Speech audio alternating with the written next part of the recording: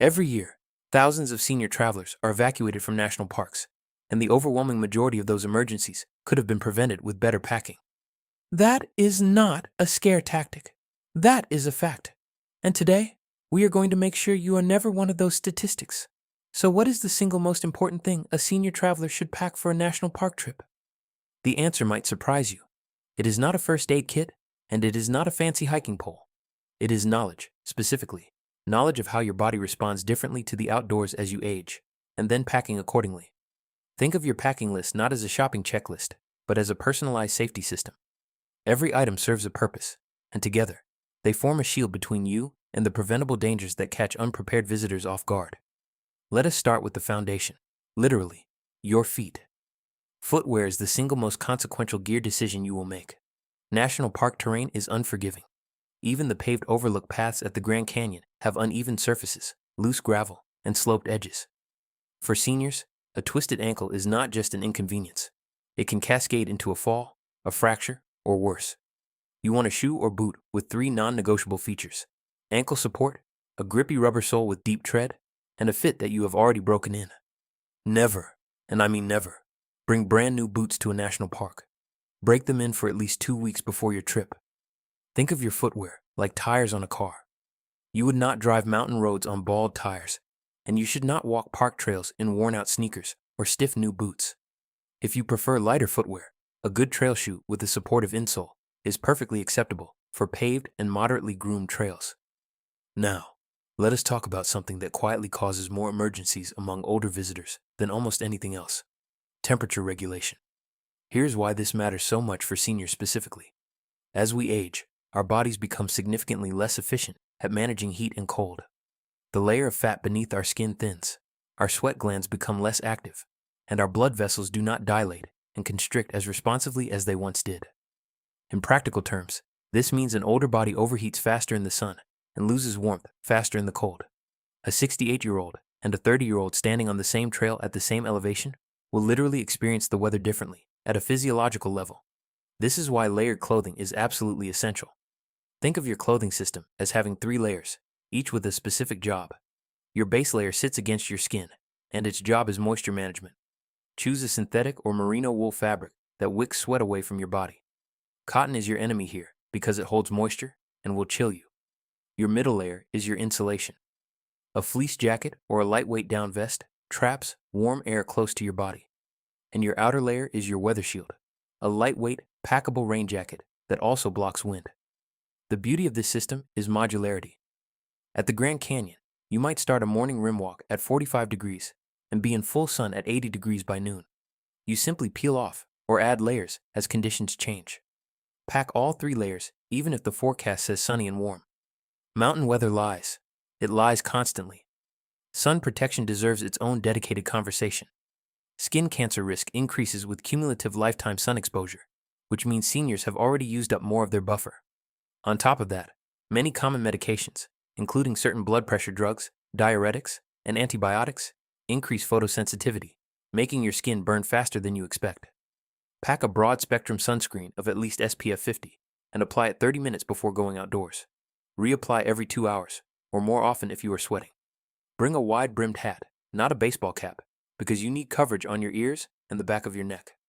UV protective sunglasses are also essential, particularly at higher elevations, where UV radiation intensity increases by roughly 10 to 12% for every 3,000 feet of elevation gain. Glacier National Park, Rocky Mountain National Park, and many others have trails well above 7,000 feet. Your eyes and skin are working overtime at those altitudes. Hydration is next, and this one is genuinely life-saving. Here's a startling physiological fact. As we age, our thirst sensation diminishes. Your body might be significantly dehydrated, and you simply will not feel thirsty. This is why so many heat-related emergencies among older park visitors begin with the phrase, "But I did not feel like I needed water."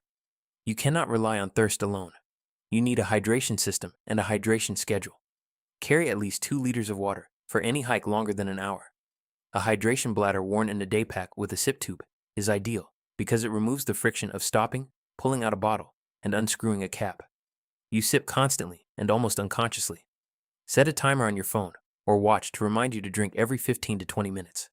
Add electrolyte tablets or packets to at least one of your water sources, because plain water alone does not replace the sodium and potassium you lose through sweat. Dehydration in seniors can rapidly lead to confusion, dizziness, and falls, which in a backcountry or even a front country setting can become very serious very quickly. Now, if you are finding this information valuable, I want to ask you to take a moment and hit that like button and subscribe to National Park Secrets. We create content specifically to help you explore these incredible places safely and confidently.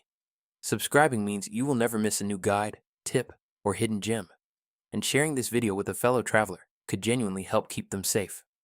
Let us move to medication planning, which is an area where I see even experienced travelers make critical errors. If you take daily medications, pack them in your carry-on or day pack, never in checked luggage or in the trunk of your car while you are on a trail. Bring at least 3 extra days' worth of every medication beyond your planned trip length. Parks are often hours from the nearest pharmacy, and unexpected delays happen, from car trouble to trail closures to weather events. Carry a written list of all your medications, dosages, and your doctor's contact information. Keep it on your person, not just on your phone, because phones die. If you use an EpiPen, inhaler, or nitroglycerin, those items belong in your day pack on every single outing, no exceptions.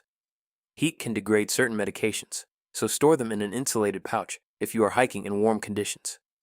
Insulin, for example, loses effectiveness when exposed to temperatures above 86 degrees Fahrenheit for extended periods. Let me share some real examples of preventable emergencies, because these stories drive the point home. In 2019, a 71-year-old man was airlifted from the Bright Angel Trail at the Grand Canyon with severe heat exhaustion. He had carried only a single 16-ounce water bottle for a 4-hour hike in 90-degree heat. A 65-year-old woman at Zion National Park slipped on the Angel's Landing chain section, wearing flat-soled casual shoes, and broke her wrist. She later said she had not expected the trail to be that demanding.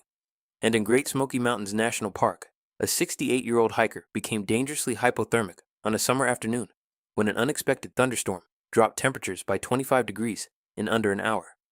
He was wearing a cotton t-shirt and shorts with no rain layer. All 3 of these emergencies were entirely preventable with proper packing. Now, let us discuss something many seniors do not realize is available to them: mobility aids and accessible equipment at National Park Visitor Centers. The National Park Service has made significant strides in accessibility. Many parks loan out beach wheelchairs, all-terrain wheelchairs, and even specialized track chairs for free or a small fee. Yosemite, Acadia, and Indiana Dunes are among the parks with robust accessibility programs. Contact the specific park you plan to visit at least 2 weeks in advance to ask about available equipment and to reserve it if possible. Many visitor centers also have accessible trail maps that identify paved routes, grade levels, bench locations, and restroom access. Do not assume a national park is inaccessible because you use a cane, a walker, or a wheelchair. Many of the most breathtaking viewpoints in the entire park system are accessible, but you need to plan ahead. Let me give you a simple, consolidated packing breakdown to reference as you prepare. For your feet, bring broken-in trail shoes or hiking boots with ankle support and deep tread soles. For clothing, pack a moisture-wicking base layer, an insulating mid-layer like fleece, and a waterproof, windproof outer shell. Bring a wide-brimmed hat and UV sunglasses. For hydration, carry at least 2 liters of water in a hydration bladder or bottles, plus electrolyte packets. For sun protection, pack SPF 50 or higher broad-spectrum sunscreen. For medications, bring all daily medications, plus 3 extra days of supply, an insulated medication pouch, a written medication and emergency contact list, and any rescue medications like inhalers or EpiPens. For navigation and communication, bring a physical trail map from the visitor center, a fully charged phone with a portable battery bank, and a whistle for emergencies. For comfort and safety, pack a compact first aid kit, trekking poles for balance and joint relief, a headlamp in case you are out longer than expected, and high-calorie snacks like nuts and dried fruit. Trekking poles deserve a special mention. They are not a sign of weakness. They are an engineering solution. They redistribute up to 25% of the load from your knees and hips to your arms and shoulders. On descents, they provide critical stability. On ascents, they give you 2 extra points of contact. For any senior visiting a national park with trail hiking in mind, trekking poles are as essential as the shoes on your feet. The national parks are among the most magnificent places on Earth, and age should never be a barrier to experiencing them. But respecting your body's needs and packing with intention is not optional. It is the difference between a trip you remember with joy and one that ends in a hospital waiting room. Before you head out on your next adventure, make sure you are subscribed to National Park Secrets. We are here to help you explore smarter, safer, and with more confidence than ever. Hit that subscribe button, tap the bell for notifications, and share this video with someone you love who deserves to see these parks at their best. The trails are waiting for you. Pack well, and go make some incredible memories.